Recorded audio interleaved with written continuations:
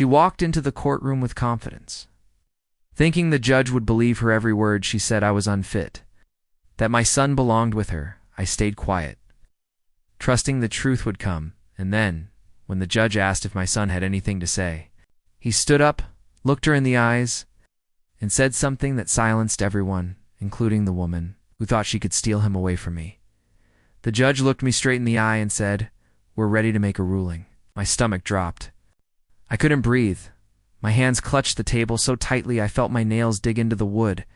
I thought this was it, I was about to lose my son, then out of nowhere my 6-year-old son Theo stood up from the gallery. He walked to the center of the courtroom holding a piece of crumpled paper he had folded into his Spider-Man backpack that morning. His voice was quiet but clear, "Your Honor."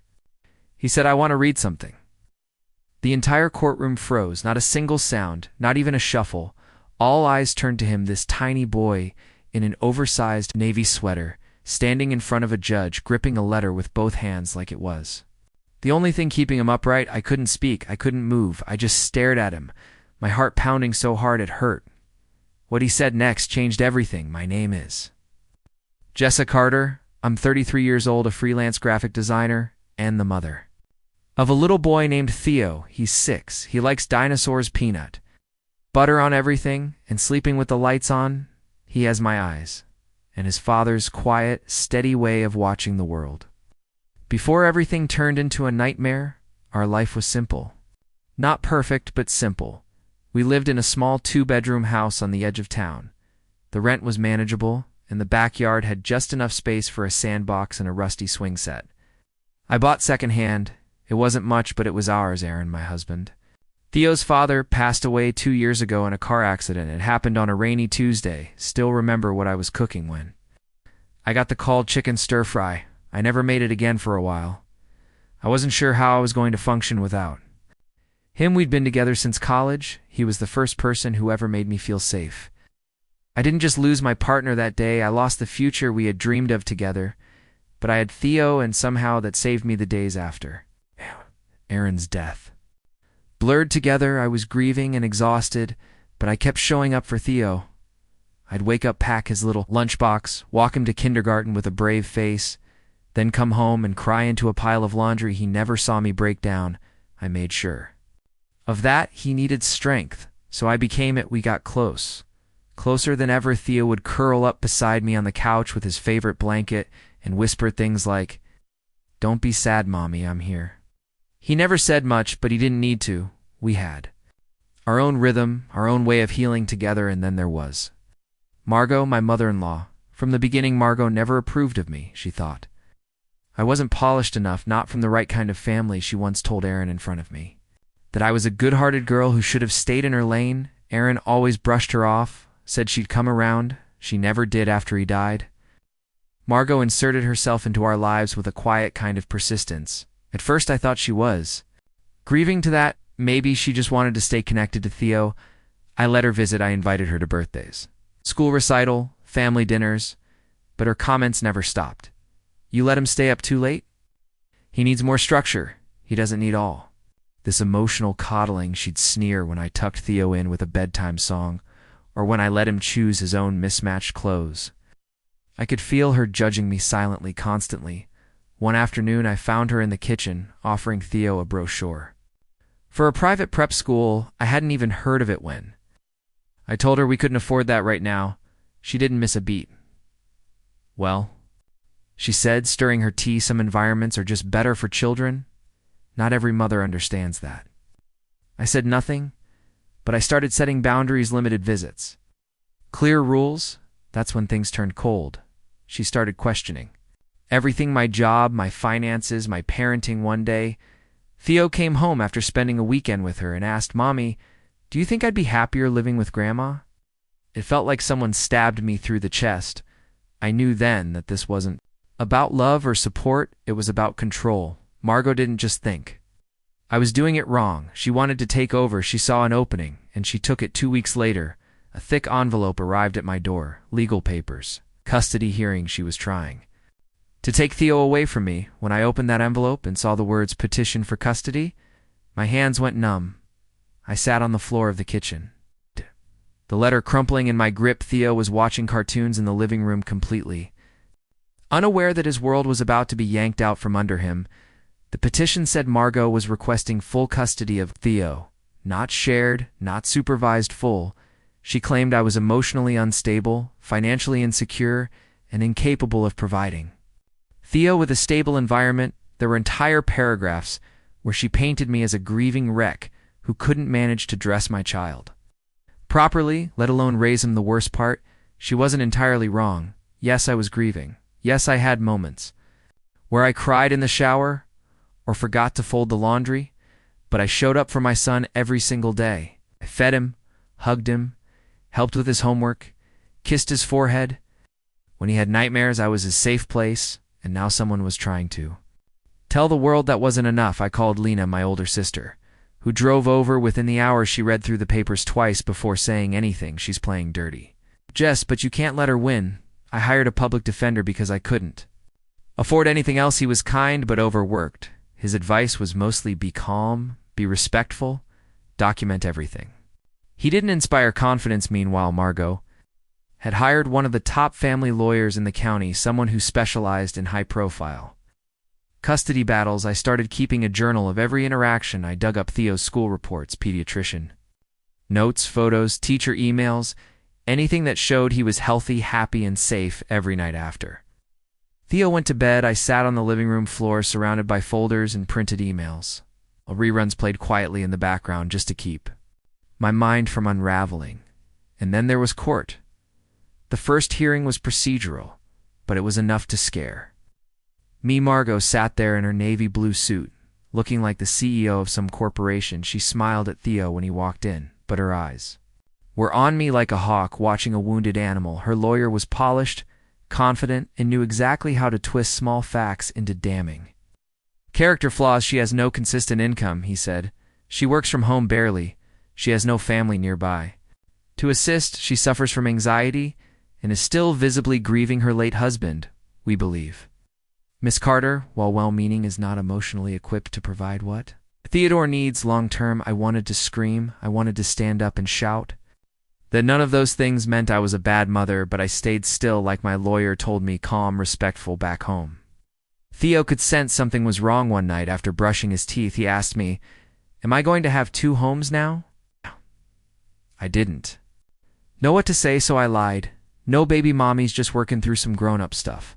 Everything's going to be okay, but deep down, I wasn't sure. Margot started pulling more tricks. She called Child Protective Services. An anonymous tip someone had claimed I left Theo alone during the day. A caseworker showed up unannounced while I was in the middle of a client Zoom call. Theo was building Legos at the kitchen table in his pajamas.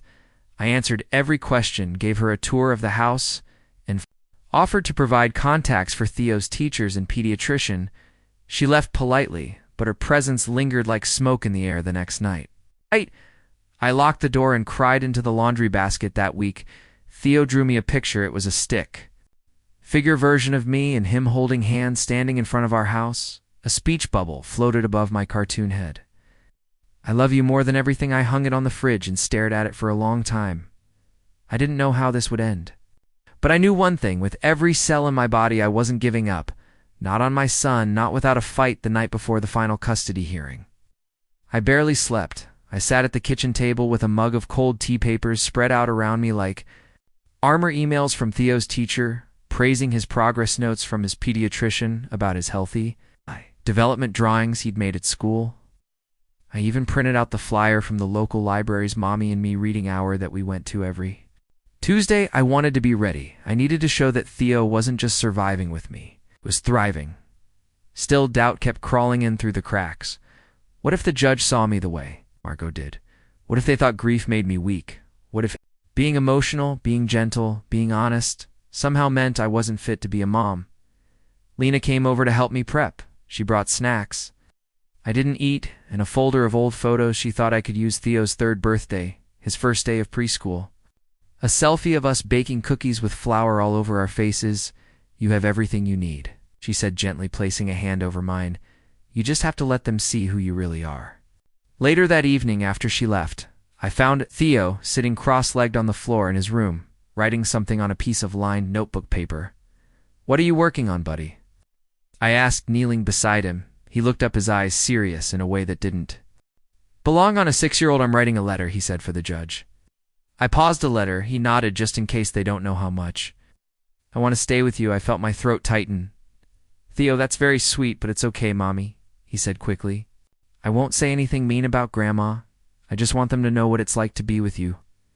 He folded the paper into quarters and slipped it into his backpack. I'll take it with me, just in case I didn't know what to do with that part of me. Wanted to tell him no, that it wasn't his job to fix this, but the other part, the one that knew how smart and gentle and deeply feeling my son was, just nodded and hugged him tight the next morning, was cold and gray. Theo wore his favorite navy sweater, the one with the little dinosaur patch on the sleeve. I braided his hair back into a little bun like he liked and packed an extra snack. Just in case, we sat silently in the back of the courtroom waiting. Margot arrived in a designer coat and patent leather heels. Her lawyer walked in with a briefcase that looked more expensive than my entire wardrobe. I tried not to look at them. I focused on Theo's hand in mine when the judge called us forward. I stood with my lawyer and took a deep breath. Margot's attorney went first. He spoke about financial stability, its routine, and the benefits of a 2-parent household, which she could simulate, apparently with a live-in nanny and tutors. He implied that my home was a place of chaos and emotional fragility. I kept my face neutral. I thought of Lena's words, let them see who you are, when it was my turn. I spoke calmly. I told the judge about our routines, school homework, bedtime stories. I showed evidence of Theo's progress, his friendships, his comfort and security. I didn't cry. I didn't beg. I just told the truth. Then, just as the judge leaned forward to close the hearing, Theo tugged my hand. He stood up, stepped out from the bench, and walked forward slowly. Your Honor, he said, holding that same folded piece of notebook paper. Can I read something? I wrote. The judge blinked, surprised. You wrote something, son? Theo nodded. Yes, sir, it's for you. The room went completely silent. Even Margot looked frozen, unsure of what was happening. The judge looked at me, then back at Theo. All right, he said, go ahead. Theo unfolded the paper, smoothed it on the desk in front of him, and cleared his throat. Theo stood there, small and steady, holding that piece of paper like it was made of glass. His voice didn't shake. My name is Theo Carter, he began. I'm 6 years old. I like dinosaurs, grilled cheese, and playing with my mom. I want to live with my mom. The courtroom didn't move. The judge leaned slightly forward, hands folded under his chin. Theo looked down and kept reading. My mom gives me hugs when I feel bad. She makes pancakes on Sunday and lets me pour the syrup even when I spill it. She laughs when I tell her jokes, even the ones that don't make sense. When I have a nightmare, she lets me sleep in her bed. She calls me her heart. My throat closed. I felt my eyes burn, but I didn't dare blink. I didn't want to miss a second. Theo kept going, his little fingers tightening around the paper. Sometimes we miss my dad, and we cry together, but then she tells me stories about him. We light a candle, and we say good things. She says it's okay to be sad, and okay to be happy again, too. He paused, looked up at the judge. I know Grandma loves me, but she says my mom is too soft. I think soft is good. I don't want to live somewhere it doesn't let me feel things. I want to live with the person who lets me be a kid.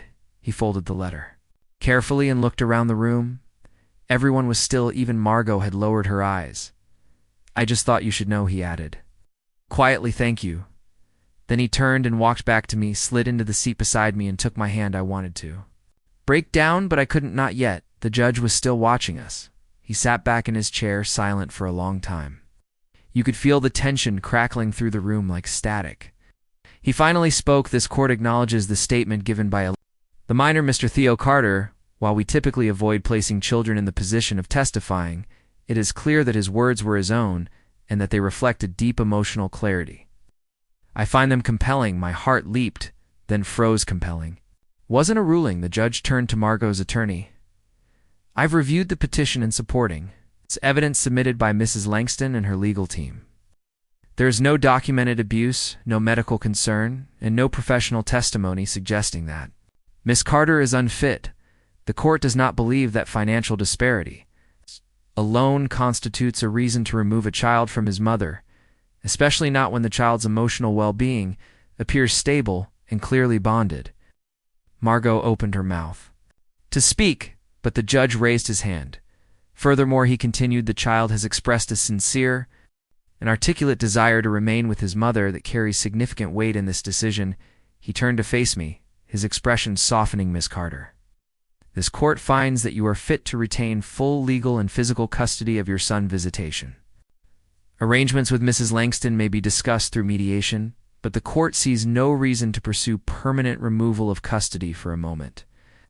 I couldn't move. It was like someone had just lifted a 2-ton weight off my chest. My legs felt like jelly, my hands were shaking, but I reached over and pulled Theo into my arms. He clung to me, wrapping his arms around my neck, the way he always did when he needed to feel safe. Only this time it was me who needed it. Margot didn't speak as we walked past her. She sat stiffly, her jaw clenched, her hands white-knuckled around the handles of her purse. I didn't gloat, I didn't even look at her. I just kept walking, holding Theo's hand as tight as I could. We stepped outside into the sunlight. It had warmed up just a little. Theo squinted and smiled up at me. Did I do okay, Mommy? I knelt down and kissed his forehead. You saved us the day after the hearing. The house felt different, not because anything had physically changed. Theo still woke up early and dragged me into the kitchen to help him make cereal. The furniture was the same. The smell of lavender from the candle we always lit during breakfast was still floating in the air, but something inside me had shifted. I wasn't just surviving anymore. I had fought for my son, and I had won that morning. I found his letter, the one he read in court, taped to the refrigerator with a dinosaur magnet. He had written his name at the bottom in red crayon and drawn a tiny heart next to it. I stood there for a long time, reading it again, line by line, until my eyes blurred and I had to sit down. He had written that for me, not because I asked him to, not because he thought it would help me win, but because he saw me, he felt our bond, and in his own little way he stood up to protect it. We went out to the park that afternoon. It's the two of us. I let him stay on the swings way. It's too long, and bought him an ice cream even though dinner was only an hour away. When we got home, he asked if we could call his dad's old number and leave a message like we used to. I held the phone to his ear as he whispered, "Daddy." The judge said I get to stay with Mommy. I was brave, just like you. I couldn't hold back the tears that time. I think people underestimate what kids understand. They think being young means being unaware. But Theo knew. He felt the tension. He saw the stress on my face, heard the whispered phone calls, noticed the nights I lingered too long by his bed. He picked up on everything, and still he chose hope. He chose love. We met with a court-appointed mediator a few weeks later to discuss Margot's visitation rights. It was tense but civil. I agreed to supervised visits once a month, not because I wanted her in our lives, but because Theo did love her in his own way, and I didn't want to teach him that love had to come with hate attached. She never apologized, not for the custody suit, not for the lies in court, not for trying to dismantle the life I built, but that no longer had the power to break me. I realized something important through all of this. Being a mother doesn't mean being perfect. It doesn't mean having the biggest house or the best always knowing the right answer. It means showing up even when you're exhausted. It means putting someone else's needs above your pride, your fear, and your pain. It means giving love freely even when you're not sure it's enough, because to them it is enough. There was a time when I thought being soft made me weak, that if I cried too much or held Theo too tightly, I'd be proving Margot right. But now I see it differently. Soft doesn't mean weak. Soft means safe. Soft means strong in the places that matter most. Theo taught me that I sometimes still wake up in the middle of the night, worried the court ruling was just a dream. I tiptoed down the hall, peeked into his room, and watched him sleeping, legs tangled in the blankets, mouth slightly open, one arm hugging his stuffed tiger like it holds the secrets of the universe. That's when I exhale. We're okay. More than okay. We're whole. If you're a parent, or you've ever fought to protect someone you love, you know what this feels like. You know the panic of being powerless and the fire it lights inside you. You know what it's like to be underestimated, dismissed, and told you're not enough. But I hope you also know that your love matters, even when it's quiet, even when it's questioned. And if no one's told you today, you're doing better than you think. If this story touched you, if it reminded you of someone you love or something you've had to fight for, I hope you'll take a moment to like this video. It helps more than you know. Share. it with someone who might need a little hope today. Someone going through a custody battle or just trying to hold their family together one day at a time. And please leave a comment below. I'd love to hear your story. Have you ever been told you weren't enough? What did you do? How did you rise finally? If you want more true, powerful stories like this, stories about strength, love, and the moments that change everything, subscribe to the channel. Hit that notification bell so you never miss what's next. Thank you for being here, for listening, for caring from one heart to another. I never imagined I'd be sitting in a courtroom fighting for the right to raise my own child. But there I was, facing my mother-in-law, a woman who believed love could be manipulated with legal forms and rehearsed tears. She said I was too emotional, too unstable, not suitable. And for the longest time, I sat there in silence, letting her build her version of the truth. But my son was watching, and when the judge turned to him and asked if he wanted to speak, I saw something in his eyes I'll never forget. He stood up, small but strong, walked forward, and said, "I just want to stay with my mom. She makes me feel safe." The courtroom fell completely silent. No one breathed. Not the judge, not the lawyers, not even her. Those words didn't come from anger. They came from love. The kind that can't be coached or bought. The judge looked at me, then at her, and nodded slowly. That's when I realized something powerful. You don't have to scream to be heard, and love doesn't need a microphone to win. My son's voice was soft, but it was louder than every accusation thrown at me, and from that moment on, I knew we were going to be okay. I wasn't just defending myself. I was protecting the bond between a mother and her child, and no matter how convincing, her words were, she could never fake what we had. So if you ever find yourself being doubted, disrespected, or dragged through someone else's version of the truth, remember, you don't always need to fight back with fury. Sometimes you just need to let your truth stand beside you. And if love is real, it will speak, even if the voice is small, even if it's just one sentence. Because when love speaks honestly, it silences everything else.